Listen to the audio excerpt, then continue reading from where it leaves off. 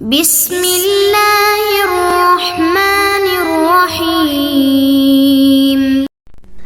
اعوذ باللہ من الشیطان اللعین الرجیم بسم اللہ الرحمن الرحیم وبہ نستعین انہ خیر ناصر ومعین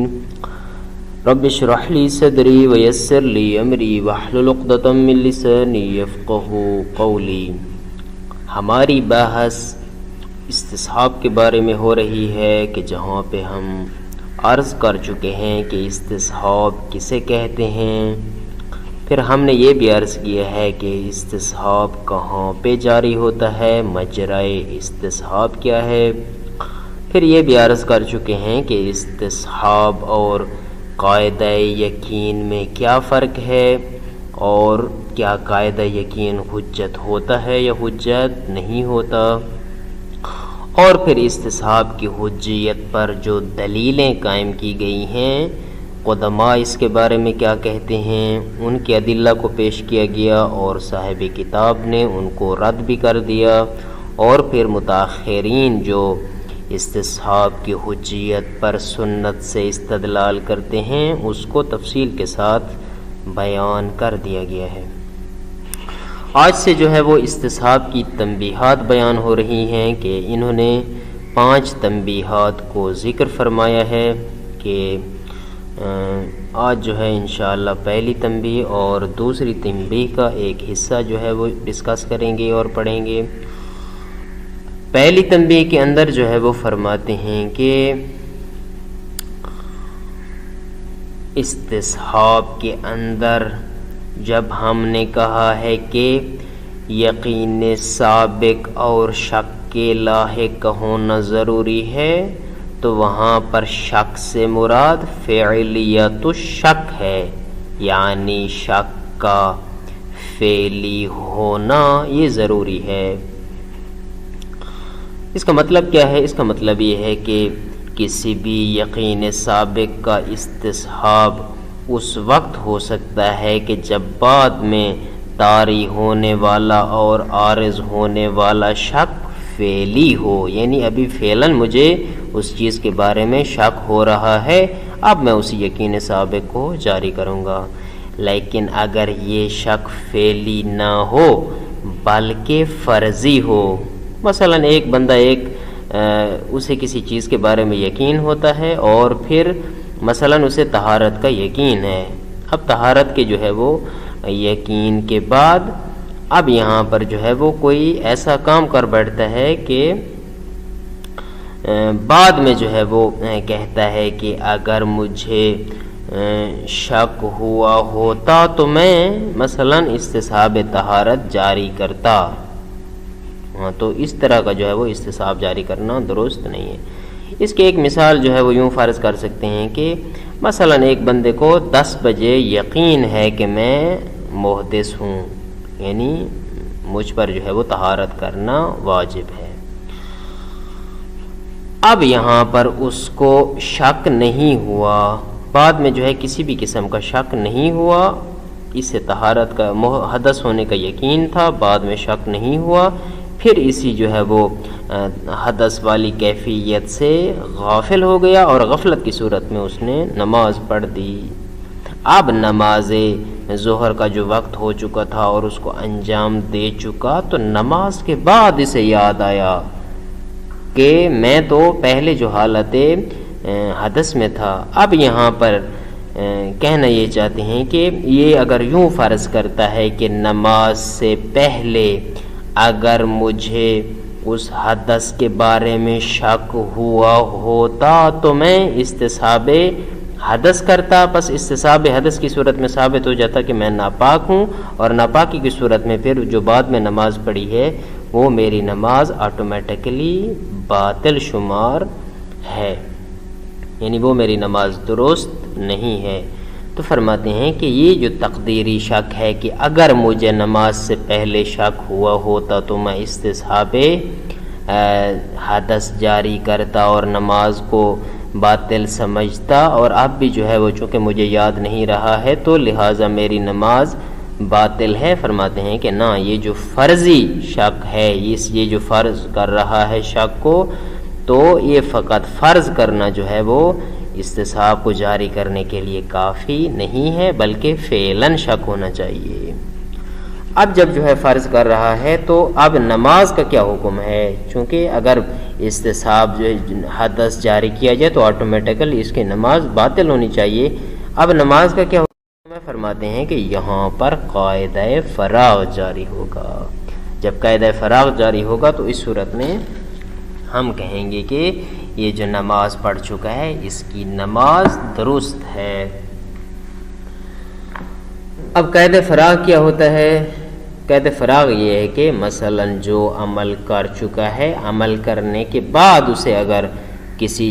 عمل میں اس عمل میں شک ہوتا ہے کہ آیا میرا وہ عمل صحیح ہے یا صحیح نہیں ہے، تو فرماتے ہیں کہ وہاں پر قید فراغ کو جاری کیا جائے اور کہا جاتا ہے کہ انشاءاللہ جو عمل کر چکا ہے وہ صحیح ہے۔ اب یہاں پر جو ہے سوال یہ پیدا ہو سکتا ہے کہ آپ کس بنیاد پر جو ہے وہ قید فراغ کو جاری کر رہے ہیں اور اس کی پڑھی گئی نماز کو جو ہے وہ آپ صحیح کہہ رہے ہیں؟ یہ فرماتے ہیں کہ یہاں پر ایک احتمال موجود ہے کہ ہو سکتا ہے کہ شاید اس نے نماز سے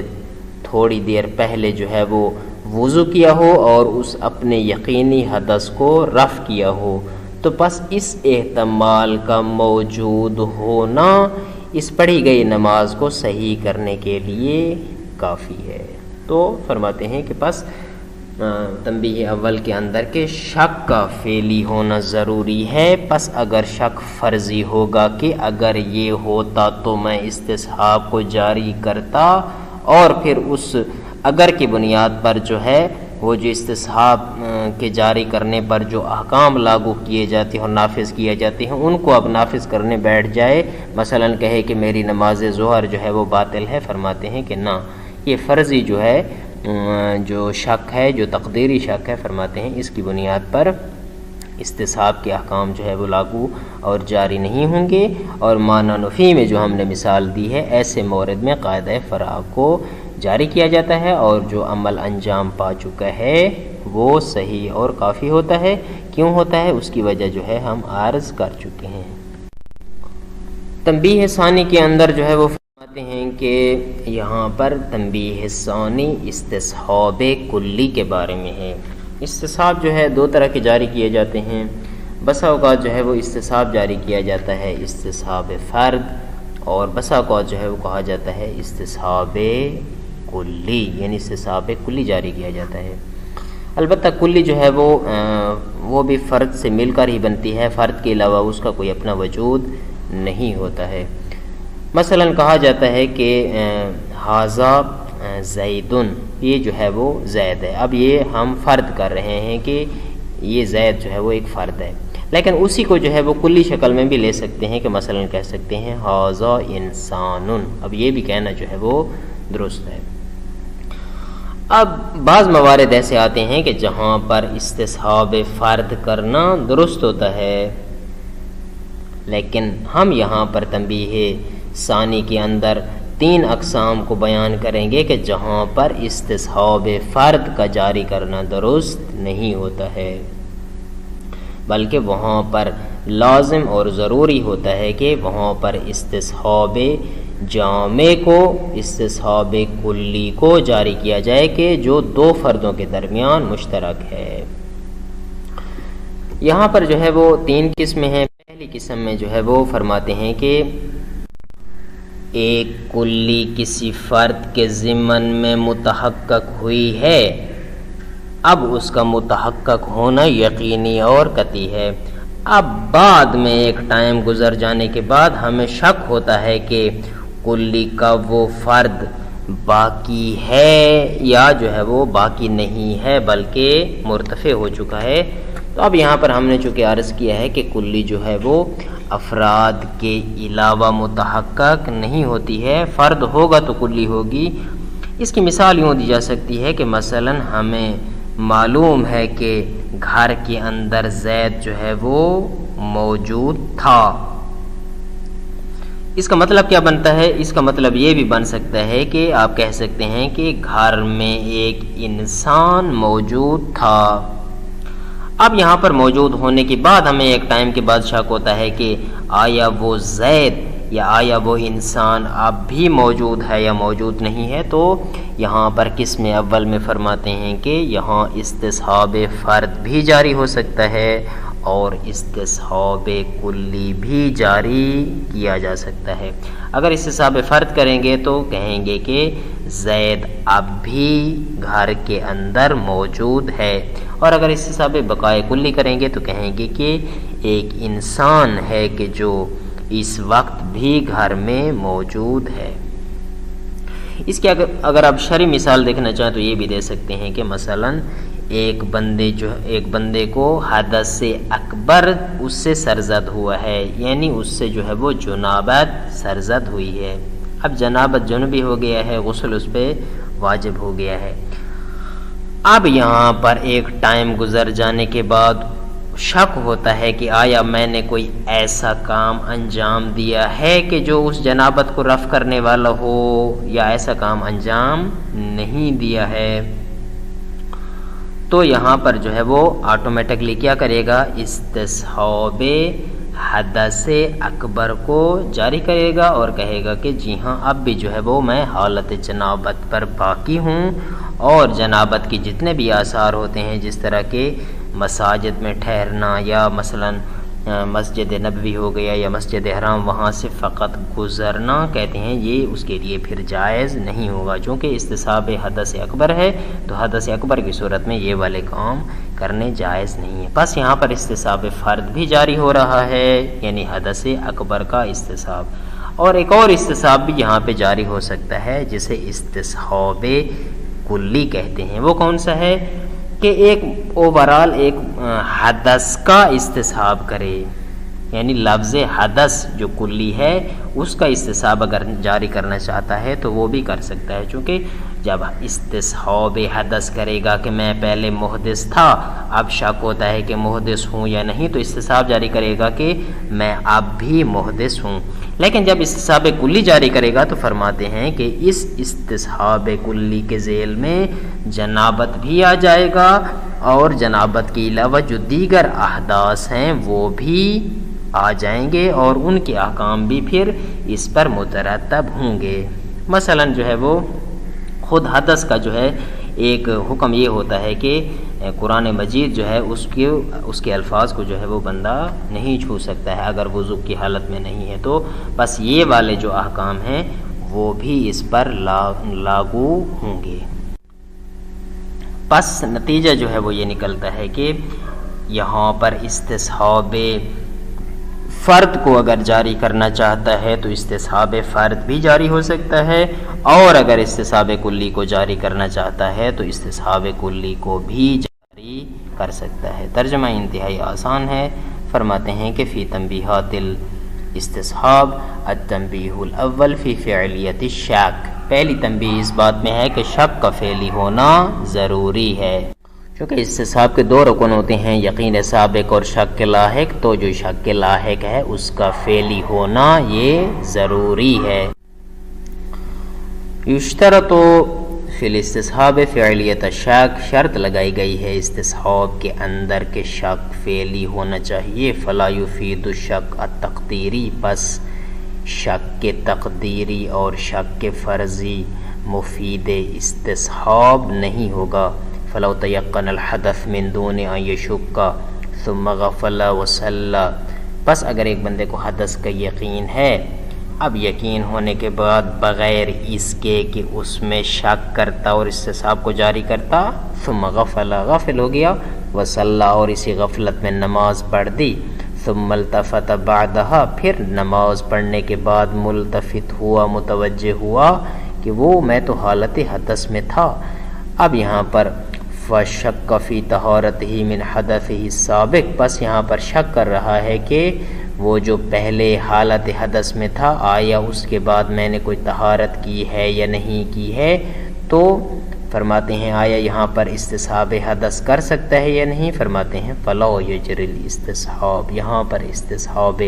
حدث کو جاری نہیں کر سکتا اور اس کے احکام کو لاگو نہیں کر سکتا۔ کیوں؟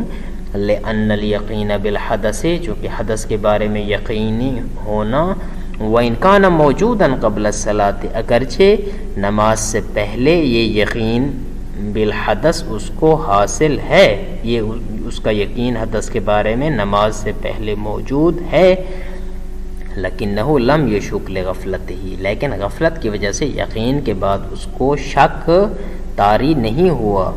چونکہ دونوں رکنوں کا ہونا استصحاب کی اجرا میں لازم اور ضروری ہے۔ یقین اب اس کا ہے لیکن شک اس کو نہیں ہوا تھا، تو اس وجہ سے جو ہے وہ بعد میں فرض کی بنیاد پر استصحاب اگر جاری کرنا چاہے تو نہیں کر سکتا۔ وَلِأَجَلِ عَدَمِ جَرِيَانِهِ پس چونکہ استصحاب حدث کو جاری نہیں کر سکتا ہے، يُحْكَمُ عَلَيْهِ بِصِحَّةِ الصَّلَاةِ یہاں پر حکم لگایا جائے گا کہ جو نماز پڑھ چکا ہے وہ صحیح ہے، کیوں؟ اخذا بقاعدۃ الفراغ قاعدہ فراغ سے تمسک کرتے ہوئے، لاحتمال انہ توضأ قبل الصلاۃ چونکہ یہاں پر یہ احتمال موجود ہے کہ ممکن ہے کہ اس نے نماز سے تھوڑی دیر قبل جو ہے وہ شاید وضو کیا ہو، وہذا المقدار من الاحتمال کاف لجریان قاعدۃ الفراغ پس نماز سے پہلے اس طہارت کے احتمال کا موجود ہونا، فقط یہی احتمال جو ہے وہ قاعدہ فراغ کو جاری کرنے کے لیے کافی ہے۔ ولیکن یجب علیہ التوضؤ بالنسبۃ الی سائر الصلوات لیکن باقی آئندہ نمازوں کے لیے اس پر واجب ہے کہ وہ وضو کرے گا، لأن قاعدۃ الفراغ لا تثبت چونکہ قاعدہ فراغ ثابت نہیں کرتا الا مگر کس چیز کو؟ صحت الصلاۃ السابقہ جو پہلے عمل ہو چکا ہے، جو پہلے نماز پڑھی جا چکی ہے، اس میں اگر شک ہوتا ہے تو فقط اسی کی صحت کو ثابت کر سکتا ہے کہ انشاءاللہ جو میں عمل انجام دے چکا ہوں وہ صحیح ہے، لیکن آئندہ جو کام انجام پانے ہیں ان میں جو ہے وہ قاعدہ فراغ جاری